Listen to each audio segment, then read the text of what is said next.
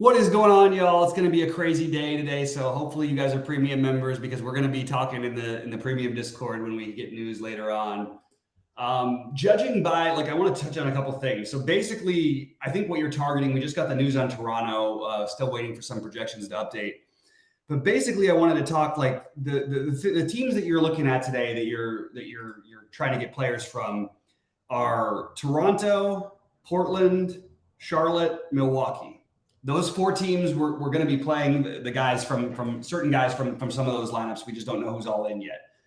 The other then to a lesser extent, Utah and Chicago, depending on which site you're on. I have my core up there, but it's good. There's going to be no way that I have time to change it and adjust it and anything. But I will get into Discord and answer questions as much as I possibly can. Playing a couple big lineups tonight, so I should have enough time to be able to do that.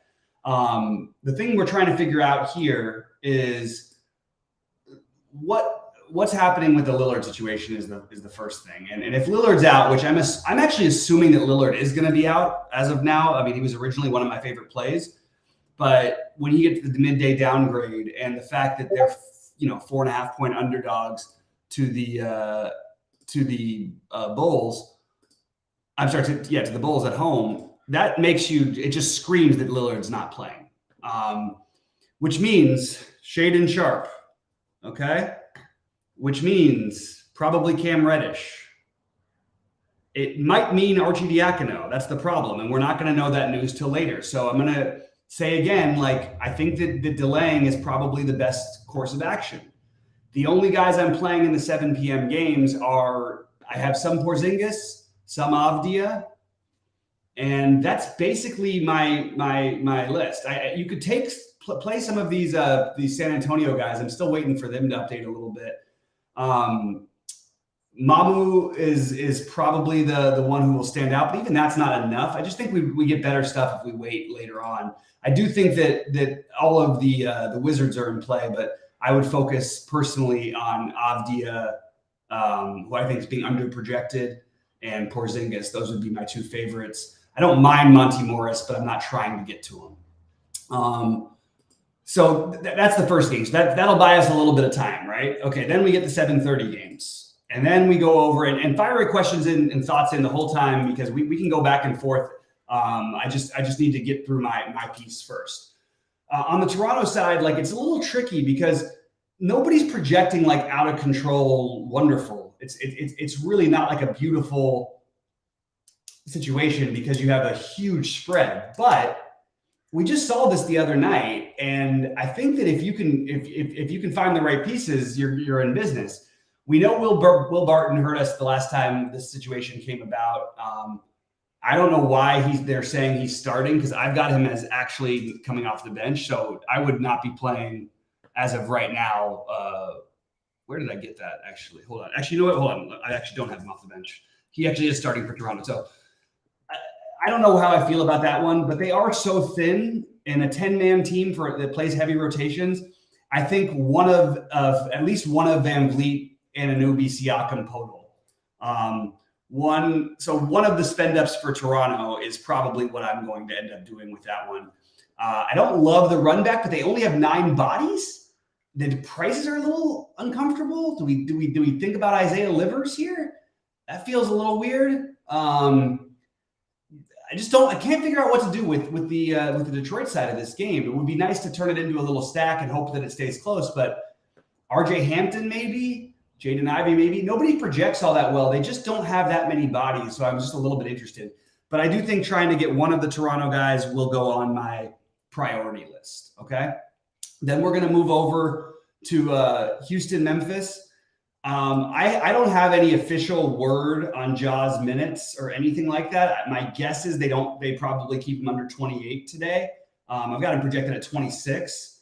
I do think that he's interesting, but I don't know if I'm going to be able to pull the trigger on that.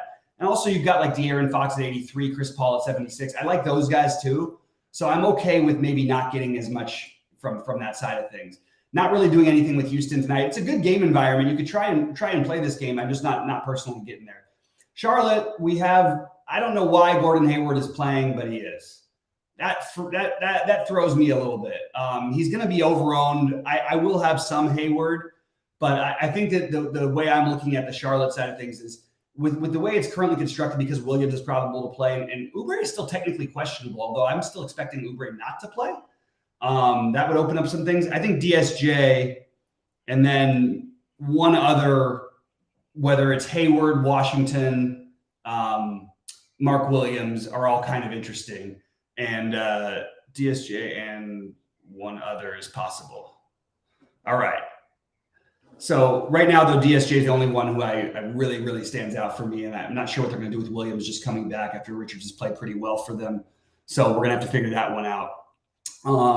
The other thing I'm going to try to get here is like, is there we don't have the official word on Kyrie yet. Luka is obviously always in play, even if Kyrie's in, but I don't know if I'm going to get to any Luka tonight, to be honest with you. I think I'm just going to spend the next game. Milwaukee, I will have exposure. I'll probably be overweight on everyone on Milwaukee, including guys like Javon Carter. But the ones I'm more heavy on are Connaughton, Giannis, and Holiday. So one or two at least from Milwaukee for me. And those are the groups of the guys I'd be looking at. All right, on the Utah side, it's more in play on FanDuel. You've got the good price on Horton Tucker, although honestly, he hasn't really – it's not that encouraging when you see your guy not closing games. But 5,500 on FanDuel is where you want to play him.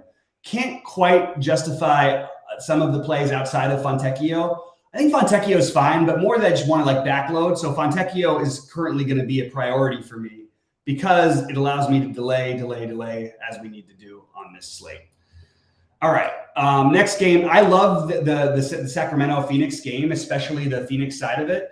I'm playing one of Chris Paul or Booker in most of my lineups. I think this is a superior, like a supreme matchup, and I think that people are going to overlook these guys. I am going to take those shots, and I'm going to play some Booker and Chris Paul. They are going to be low owned, and I'm excited about that. De'Aaron Fox at 8,300, no ownership. I know he's had a couple down games in a row, always better at home. I just love De'Aaron Fox in a game that I expect to be close. So I'm going to put De'Aaron Fox as a DraftKings priority, not a FanDuel priority. I love the Philadelphia. Like the Philadelphia, you'd want to play these guys, right? But we don't know if Harden's going to play yet. Another reason why it's better to spend later. If Harden's out, Embiid just absolutely love him, and just as much as Giannis, if not maybe more. But if Harden's in, I'm not really interested at all in Embiid. But you might get low ownership on a guy who no one's playing. All of Golden State is just tournament plays for me. I think Klay Thompson is probably the most interesting along with Steph. Chicago, even with DeRozan out at these prices, it's not like plug and play by any mean, but Zach LaVine is the one I would side with.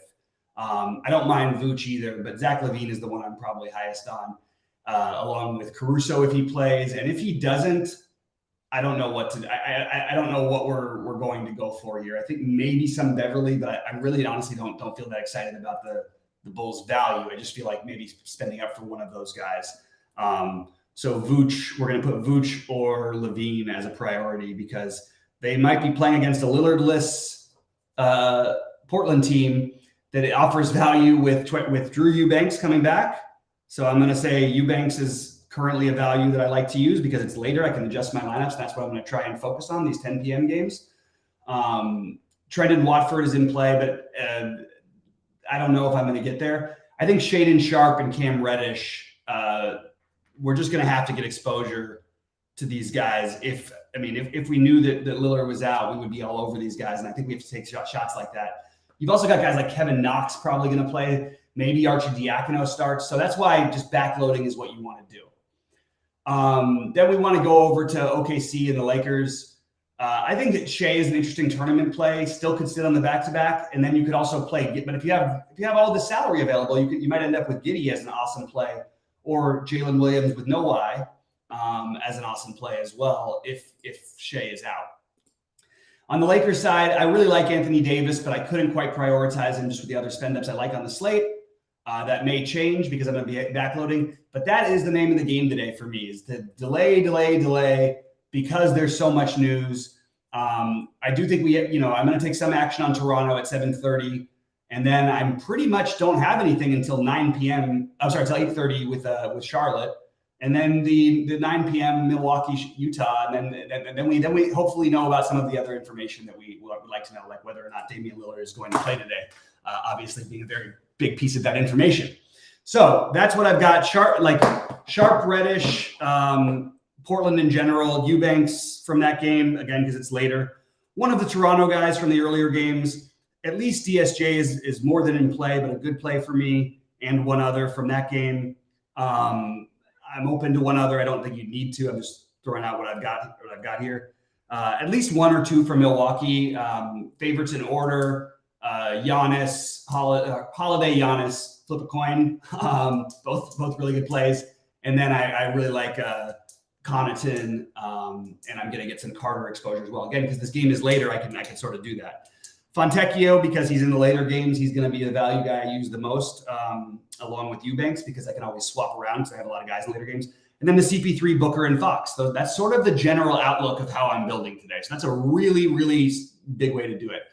And MJ's point here, that's the one team you have early on. You've got the Avdia, but I really think that Avdia, Morris, or Kristaps, I think all of those guys are in play, reasonably really good plays. It's just the first game. I don't want to use more than one of them, but I'm happy to use one. My favorite is Avdia, especially for some reason getting a little lower projected than they should. Still looking like he's getting some ownership. Avdia, Porzingis, then Morris. For me, no problem if you want to play Porzingis instead. I just like some of the spend ups later, and I want to have salary for later. So agreeing with MJ, but there. Let's see. Yeah, and exactly. The DSJ and back in Dallas. That's one I can buy myself into. But you don't need to. The problem is I don't want to play him as chalk in this spot. I wanted to play him as like a flyer off the bench or something. I don't think we're going to have that opportunity tonight. I don't know what I've looked at a lot of things today, and I can't see why Kuminga is a good play. There's no world I see playing Kuminga tonight off the bench in the worst situation he's been in for a while. We've had no Draymond for some of the last games. Which ones did Draymond miss? No, he played the last three, I guess. 322, 318.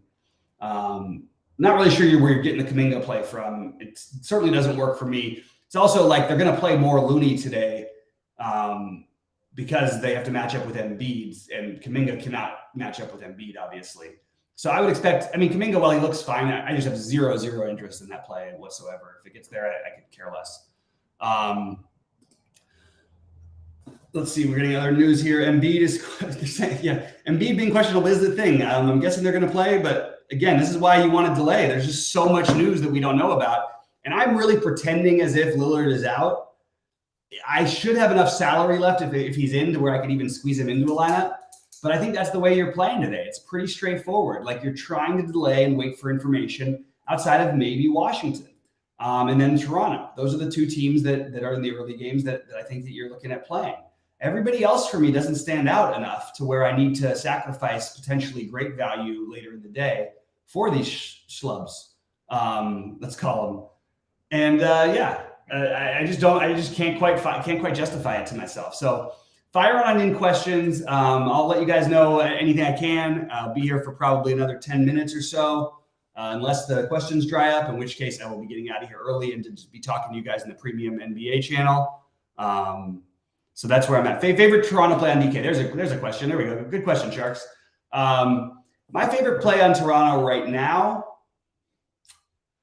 I have Van Vliet and Siakam as very close, but I think Boucher is one of my tournament favorites. I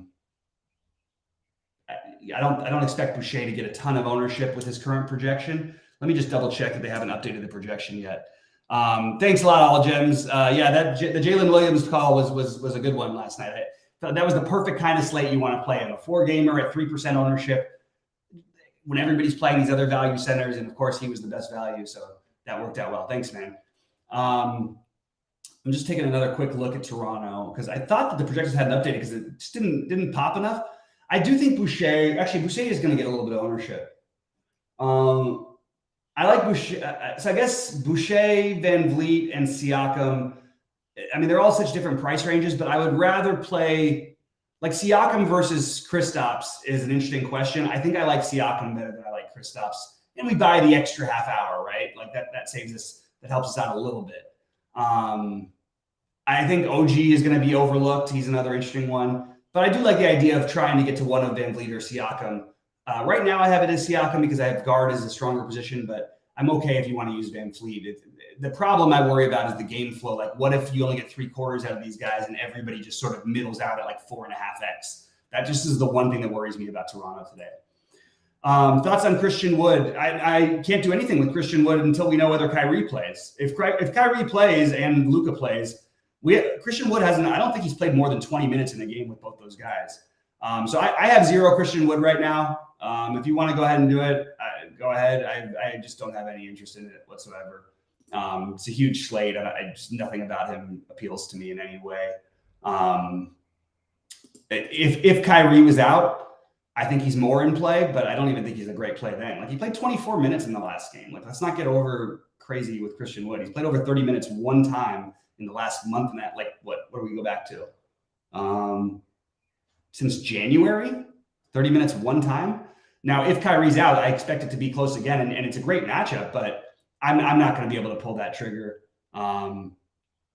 So I personally am probably off the Christian Wood thing. I just don't. It certainly would make sense for tournaments if Kyrie's out, but it's just hard to address the if Kyrie's out thing without knowing if Kyrie's out. But Kyrie, yeah, I mean, I guess if Kyrie's out, yeah, it's totally a fine flyer at very low ownership.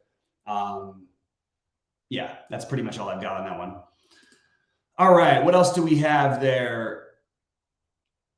And I'm trying to look here. Like, looks like there's no questions. So, guys, fire them on in. I'm gonna have to go pick up something. I've got an order. I've got an order. I've got to get at the door in a few minutes. So, fire on any questions as quick as you can. Let's get there. Let's talk more about whatever else we can do on this slate before I have to get over here, finish my lineups, and answer the door. Anyway, guys, looks like things are dry up. Hardy. You can't. The Hardy thing is completely dependent on whether or not what's his name plays.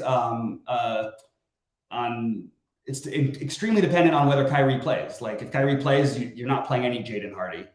If Kyrie doesn't play, maybe you take a stab with a lineup or two. But I don't. It's not like some sort of lock play or something. But I would have a little bit of interest in him as a tournament flyer if Kyrie's out. We just don't know yet. We just don't know the news on Kyrie. What's up, Sam? I don't even know if SGA is going to play tonight, to be honest with you. But both those guys I have as fine, but neither of them are in any of my lineups, to answer that question. So I guess I guess AD, the only reason I would play AD over him is because the guard position is stronger than the other positions are today, in my opinion. Yeah, if no Kyrie, Hardy's fine to take a shot on, but I don't think he's going to go and shoot the way he did the last game. He made 6 out of 9 threes. He made 4 out of 8. You just basically need him to light on fire. So if you're going to play Hardy, just do yourself a favor and play Klay Thompson, who's at least going to play the minutes anyway. Hardy's not getting the minutes. He played 25 minutes in the last game. What is his? I mean, I would rather play guys who I feel more comfortable with the minutes. The only time Hardy's played a bunch of minutes has been without Luka or Kyrie. I'm sorry, without Luka. With Kyrie out, though, I guess I would have some interest in Hardy. I'm sort of talking myself around that. There's just a lot of good plays in this slate. There's 10 games. So, yeah, it's fine. It's not a play that I'm trying to get to. Spend it for the late games. I mentioned that one. I really like I like Chris Paul and Devin Booker quite a bit. I like Zach LaVine quite a bit. And then I do have some interest in Davis and Shea. And by then we'll know the answer probably about whether or not Lillard's playing. So we'll know how easily we can get him in. Triple J is the same thing you're always going to hear me say about Triple J. He's always a good tournament play. He's got a massive ceiling. He's also got a very low floor. But yeah, I would definitely have some exposure. If I was max entering, I would probably have at least 10% Triple J. I'm just not playing that many lineups tonight. Mamu for the Spurs is okay. I don't think that I'm like trying to get there. Like you need him to sort of get, he had the hot game from 3 the other night and he had 3 steals in that game. I think he's like a reasonable play. I'm not playing anybody from the Spurs. I'll just put it that way. So that's it. But Mamu is like fine. It's just not, I don't want to play guys in the first game when we got all this news to wait for and use up a center spot that could end up becoming very valuable by the end of the slate. So I don't know if he's too expensive. It's just he's not making any of my lineups right now. I do think he's got some talent, and I like him. So usually I try to be ahead on him. But there's 10 games to choose from. We don't need to go play these plays that are so thin. Malcolm Brogdon ruled out. Okay, so that's going to be an upgrade for the Boston side of things, and that actually is important because that is the first game. So Derek White is a little pricier, and Marcus. So White or Smart, I think, are both. They go into the. We should at least consider them. I think White is the one I prefer to get, but the problem is he's a little bit more expensive than Smart. But I do think that is a bump to these guys. Brogdon's the third highest usage guy on the Celtics, and that does open up some things. But you do have Robert Williams coming back, so you're not going to get run from other guys. You're just going to get more Smart and more Derek White usage. But still, those are still after Jaylen Brown and I mean, I guess it makes Jason Tatum and Jaylen Brown both better plays. I just, again, I have a little bit of game script worries about this one too. I don't agree Pingalore at all. Like Ja could start and still play 26 minutes today. So I mean, unless we hear that Ja has no minutes restriction, I'm not playing him. I just think we want to wait till later. So I have to run. I'm going to be in Discord and Premium all night, trying to help with anything I can. And fire on any questions when they come up. Otherwise, hopefully we'll have some live sweats. Somebody plays for 5 or 6 figures tonight. And let's make some money, everybody. Please like and subscribe before you get out of here. Good luck, everybody.